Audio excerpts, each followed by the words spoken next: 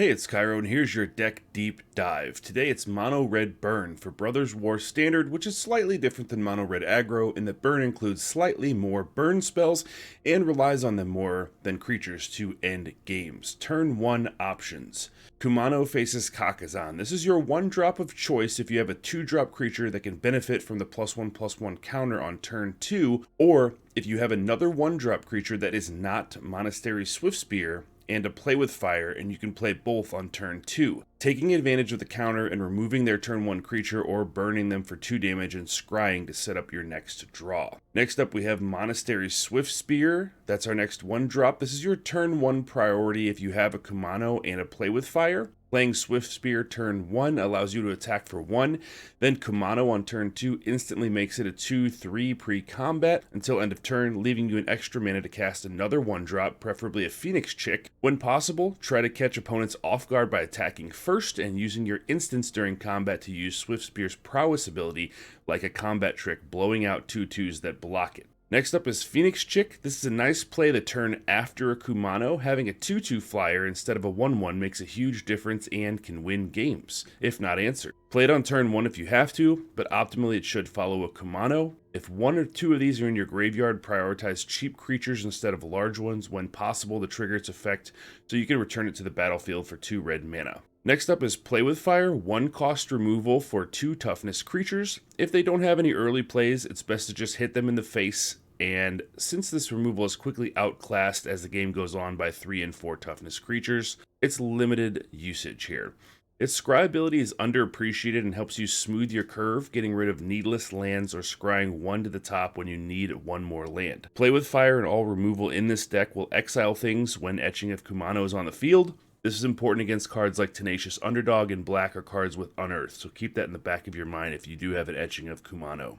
Shivan Devastator is a card that puts out what you put in. Tap 3 mana for X when possible to make this a 3/3 to keep this out of range of a cheap cut down removal spell. Be careful spending every available mana on this, as it's killed rather easily by pretty much all non-red removal spells. And be careful putting mana into this when an opponent has 2 white mana and 2 generic mana available, because Wandering Emperor is a killer against this thing. If the opponent's low on life and they're tapped out, this can kill them pretty easily though.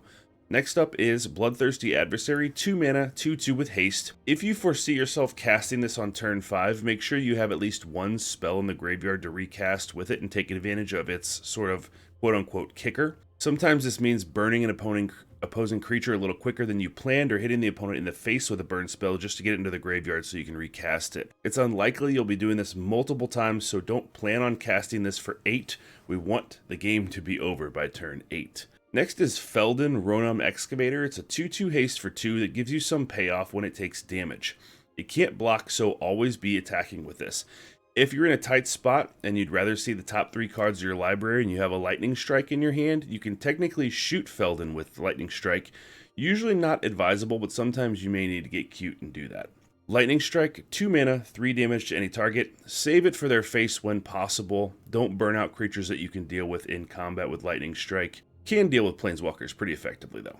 Obliterating Bolt, a sorcery speed, 4 damage for 2 mana, perfect for killing Haughty Djinn in mono blue, Sarah Paragon in white-based decks, a Planeswalker, or a Sheoldred when you have Mechanized Warfare out, making it deal 5 damage. There are only 2 in the deck, so don't burn out 2/2s with this if you can avoid it.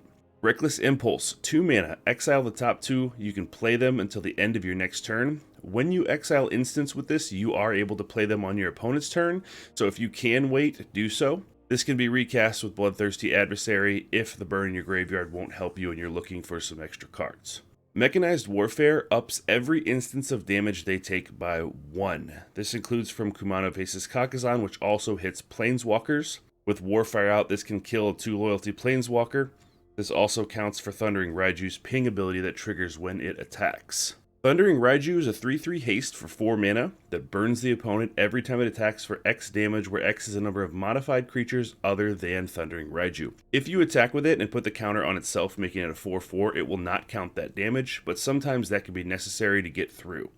If you have a Thundering Raiju coming down on turn 4, prioritize at least getting 1 counter off of a Kumano faces Kakazan if you can before it comes down. So Kenzan, Crucible of Defiance, channel ability for chump blocking big things on the opponent's turn, also useful for going wide enough to recast your Phoenix Chicks from the graveyard when available. Mishra's Foundry, a great man land. If you have two of them, if you have the mana, one can be used to pump the other to a 4/4 at instant speed if you leave one back. This has been your deck deep dive for Mono Red Burn. I'm Cairo. Thanks for watching. I hope you'll subscribe and hit that thumbs up for more MTG Arena content. And until next time, have a great day.